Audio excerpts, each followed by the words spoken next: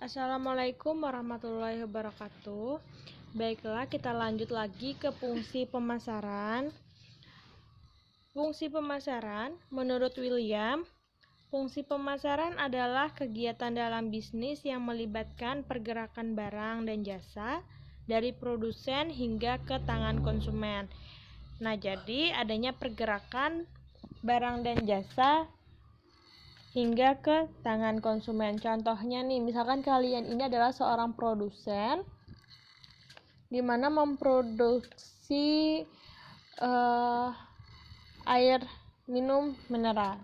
Nah, jadi pergerakan di sini itu adalah bagaimana caranya air minum tersebut yang kita produksi sampai ke tangan konsumen, yang artinya si konsumen ini melakukan proses pembelian pada produk kita tersebut.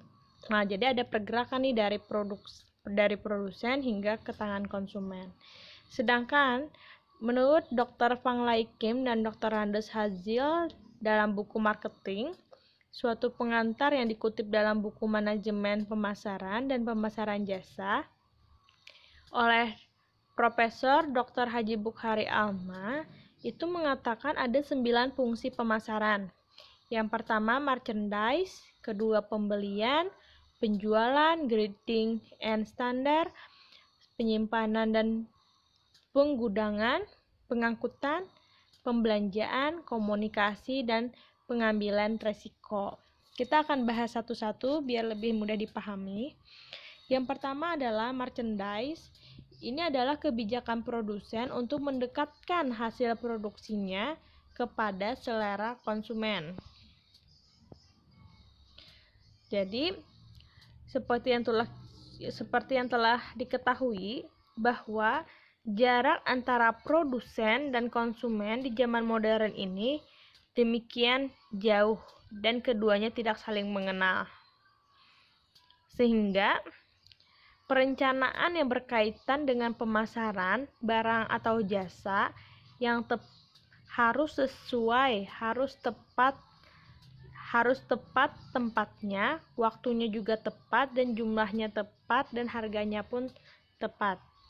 Di mana si produsen ini harus memproduksi hasilnya sesuai selera si konsumen, dengan misalkan harganya itu harus sesuai dengan kantong konsumen atau target konsumennya. Misalkan menengah ke bawah, berarti produksi hasil produknya itu harus harga yang lebih murah. Nah, jadi harus merencanakan waktu dan tempatnya yang tepat, harganya pun juga harus tepat, dan jumlahnya pun juga harus tepat. Kemudian pembelian itu merupakan langkah pertama untuk suksesnya penjualan. Penjualan itu akan berhasil apabila pembelian dilakukan dengan baik, sehingga akan diperoleh keuntungan. Jika pembelian salah dilakukan, menjualnya akan susah dan dapat berakibat kerugian. Jadi pembelian di sini maksudnya adalah misalkan ya, kalian mempunyai sebuah apotek. Kalian kan pastinya ingin mengisi apotek itu dengan obat-obatan yang lengkap. Nah, jadi kalian pasti melakukan pembelian obat ke tempat distributor atau ke tempat orang yang menjual obat-obat tersebut. Kita sebagai pemilik apotek harus memilih tempat distributor yang pas. Yang pas di sini dalam artian kita dapat membeli harga yang baik, memperoleh harga yang baik, sehingga pada saat kita menjualnya kembali ke konsumen, harganya itu tidak terlalu tinggi. Atau misalkan kita membelinya harganya terlalu mahal, maka nanti kita menjualnya ke konsumen pun juga dengan harga mahal. Sedangkan di apotek lain harganya lebih murah. Nah, hal itu kan bisa-bisa mengakibatkan kita akan susah untuk menjualnya kembali, sehingga akan mengalami kerugian. Aspek dalam pembelian itu yang pertama harus menentukan kebutuhan. Jadi misalnya kita mempunyai apotik, kita harus tentukan dulu kebutuhan kita itu obatnya apa saja. Jangan sampai kita membeli obat-obatan yang tidak dikenal atau tidak digunakan di sekitar wilayah kita tersebut. Kemudian, mencari penjual yang memiliki barang-barang yang sesuai dengan kebutuhan pembeli. Seperti tadi, mencari distributor yang pas sesuai dengan keinginan kita. Misalkan kita ingin membeli obat A, cari di distributor mana dengan harga yang sesuai dan lengkap dan kualitasnya yang oke. Kemudian penyesuaian tentang harga dan syarat-syarat lainnya. Penyelesaian tentang harga dan syarat-syarat lainnya. Misalkan kita mau membeli obat A dengan harga sekian, kalau dibeli dengan jumlah banyak akan diberi diskon. Nah, itu kan adanya potongan-potongan harga. Nah, di sini kita kalau ingin melakukan pembelian, ini pun menjadi aspek yang harus diperhatikan. Kemudian penjualan, sukses atau tidaknya sebuah perusahaan itu banyaknya ditentukan oleh penjualan. Jadi misalkan tidak ada penjualan, sama saja kita akan gulung tikar. Jadi harus ada penjualan. Kalau suatu perusahaan itu pasti melakukan proses penjualan. Oleh sebab itu, fungsi penjualan ini merupakan top function dalam suatu usaha karena akan menentukan selisih antara input dan output. Kalau ada penjualan kan otomatis akan ada penghasilan yang masuk. Sedangkan output ini otomatis kita bisa melakukan pembayaran atau pembiayaan yang akan keluar seperti membiayai gaji karyawan ataupun membiayai sewa gedung atau melakukan pembiayaan listrik, air, dan lain sebagainya. Nah, jadi harus ada proses penjualan. Jadi sukses atau tidaknya itu tergantung dari penjualan ini. Grading dan standar. Standar terdiri dari daftar pengkhususan mutu atau sifat bahwa suatu produk memenuhi grade tertentu. Standar. Berarti standar ini adalah ketentuan suatu produk. Jadi standarnya. Sedangkan grading itu adalah tindakan memisahkan atau memeriksa barang menurut pengkhususan yang telah ditetapkan sehingga dapat menentukan grade-nya dan merupakan tindakan fisik terhadap barang-barang. Jadi kalau sudah ada standar baru kita bisa melakukan pengelompokan. Misalnya saja nih, kalian mempunyai sebuah apotik. Mempunyai sebuah minimarket. Minimarketnya itu ada menjual buah-buahan segar. Contohnya adalah pisang. Nah, pisang itu akan ada standarnya. Pisang yang bagus itu bagaimana standarnya? Nah, standarnya itu adalah misalnya harus matang, tidak boleh busuk dan lain-lain. Kemudian itu karena sudah ada standarnya, sedangkan pisang-pisang yang lain kita kelompokkan mana pisang yang masih bagus sesuai standar dan mana pisang yang tidak layak untuk dijual atau harus dibuang. Nah, jadi grading ini adalah mengelompokkan atau memisahkan dengan acuan standar. Kemudian penyimpanan dan penggudangan. storage atau warehouse. Fungsi storage adalah menciptakan time utility untuk mendekatkan waktu produksi dan waktu konsumsi. Fungsinya itu ada beberapa hal. Barang diproduksi menurut musim, sedangkan konsumsi berlaku terus-menerus, misalnya beras.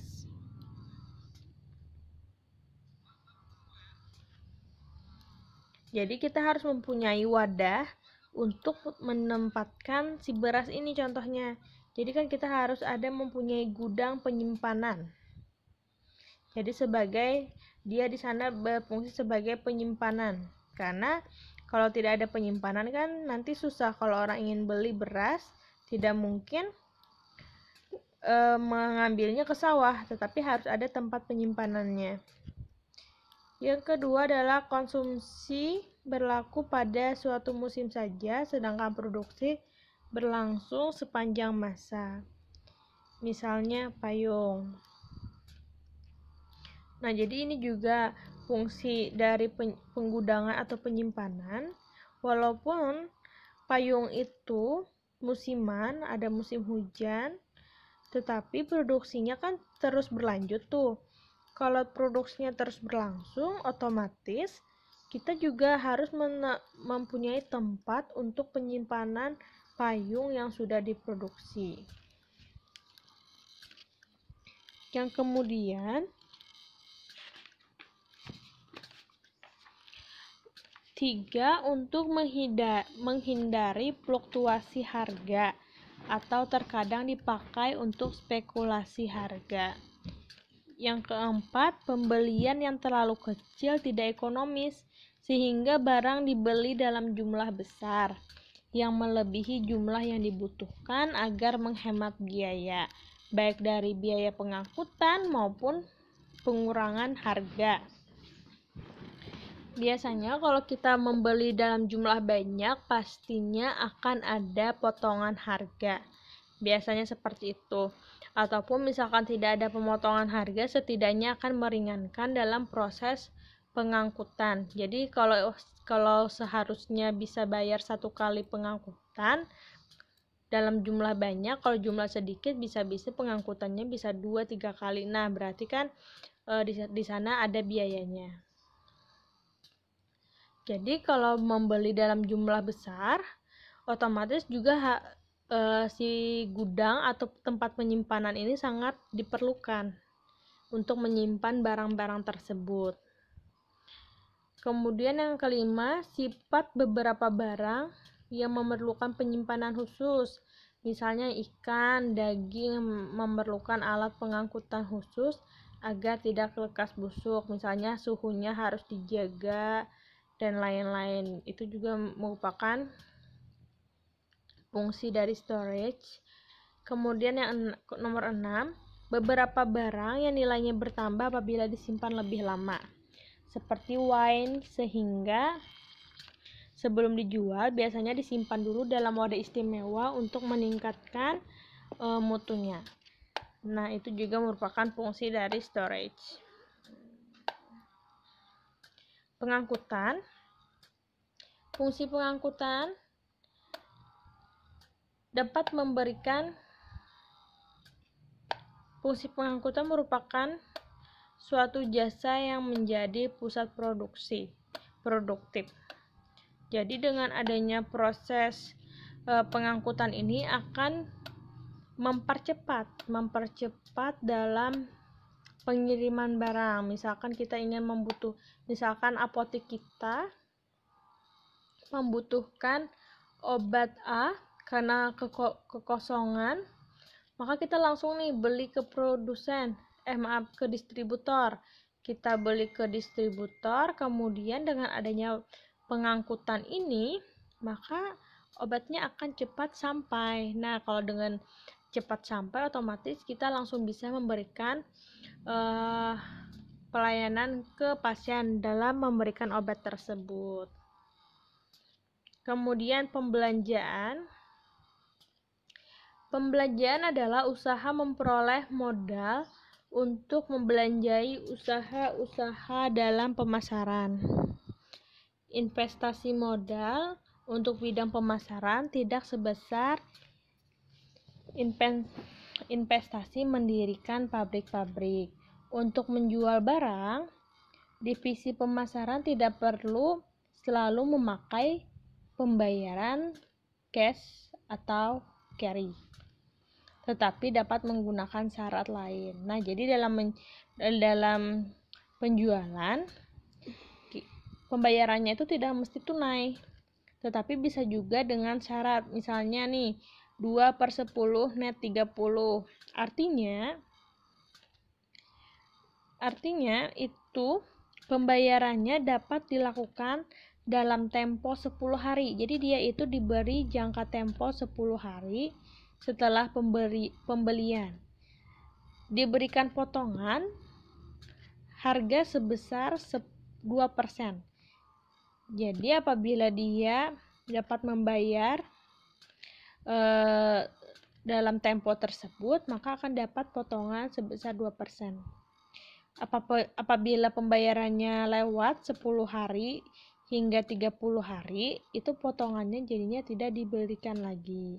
Sedangkan jika pembayaran lewat dari 30 hari, maka pihak pembeli dibebani bunga sesuai dengan tingkat bunga yang ditentukan. Komunikasi untuk memperoleh informasi yang cepat dan tepat. Pada saat ini, fungsi komunikasi tidak dapat diabaikan. Para pengusaha, terutama yang bergerak di bidang pemasaran, harus selalu menggunakan komunikasi dua arah, yaitu arah bolak-balik antara pengusaha dan konsumen.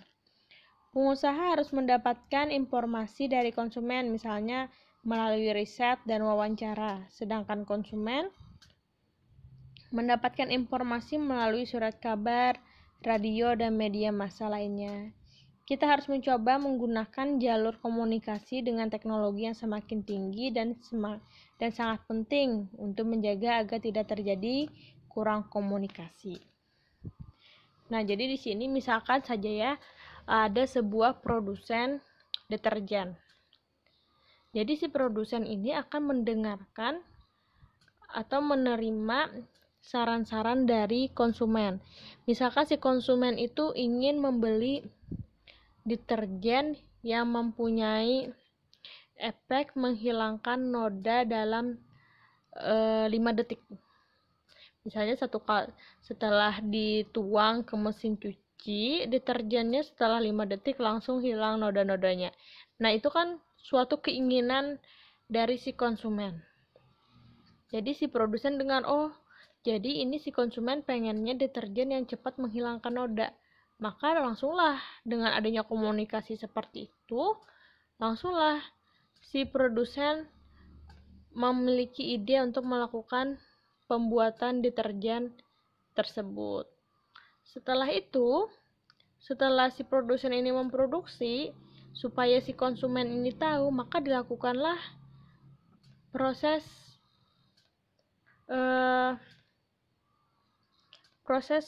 memberitahukan ke konsumen bahwa ini nih sudah ada deterjen yang ampuh untuk menghilangkan noda dalam 5 detik misalkan. Bisa dengan melalui surat kabar, majalah, atau iklan di televisi, radio, dan lain-lain.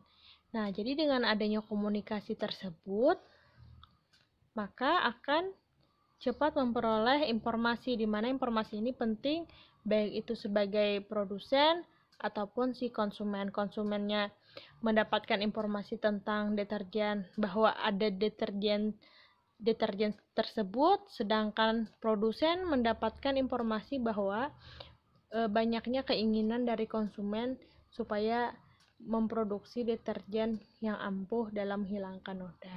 Seperti itu ya. Kemudian pengambilan resiko. Dalam pemasaran dijumpai unsur lag of time, yaitu waktu yang dibutuhkan barang dari produsen ke konsumen. Lag of time merupakan salah satu unsur yang dapat menimbulkan resiko yang harus ditanggung oleh pengusaha, khususnya yang bergerak dalam sektor dagang.